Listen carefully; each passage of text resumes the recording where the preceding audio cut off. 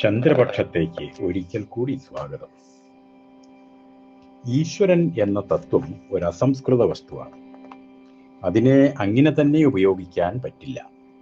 അത് സംസ്കരിച്ചെടുക്കണം. ആചാരങ്ങൾ, അനുഷ്ഠാനങ്ങൾ, പൂജാവിധികൾ, താന്ത്രികം എല്ലാം തന്നെ അതിൻ്റെ സംസ്കരണ മാർഗങ്ങളാണ്.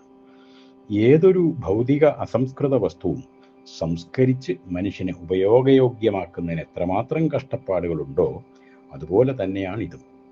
ആ കഷ്ടപ്പാടുകൾ സഹിച്ച് ശുദ്ധീകരിച്ചെടുത്തതാണ് ഈ ഹിന്ദു സംസ്കാരം. ശുദ്ധീകരണം തുടർന്നുകൊണ്ടേ ഇരിക്കുന്നുമുണ്ട്, തുടരുക തന്നെ വേണം താനും.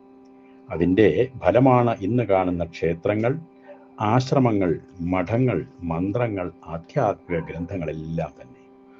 ഇനി നമുക്ക് ഈ ഉപാധികളിൽ കൂടി മുന്നോട്ട് പോയാൽ മാത്രം മതി. ഉള്ളത് ഉപയോഗിച്ചാൽ മതി. ഈശ്വര ചൈതന്യം അനുഭവിക്കാൻ മറ്റൊന്നും ആവശ്യമില്ല. അതിൻ്റെ സുഖം അനുഭവിക്കുവാൻ കഴിയും.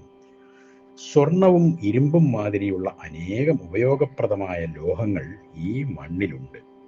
അതിൻ്റെ അയിരുകളെ ശുദ്ധീകരിക്കുമ്പോഴാണ് നമുക്ക് അല്പാൽപമായി യഥാർത്ഥ ലോഹവസ്തുക്കൾ കിട്ടുന്നത്. അത് വിലമതിക്കാനാകാത്തതോ അതുപോലെ മനുഷ്യന് ഉപയോഗപ്രദമോ ആയി മാറുന്നു. ജലം മണ്ണിനടിയിൽ ധാരാളമായിട്ടുണ്ട്.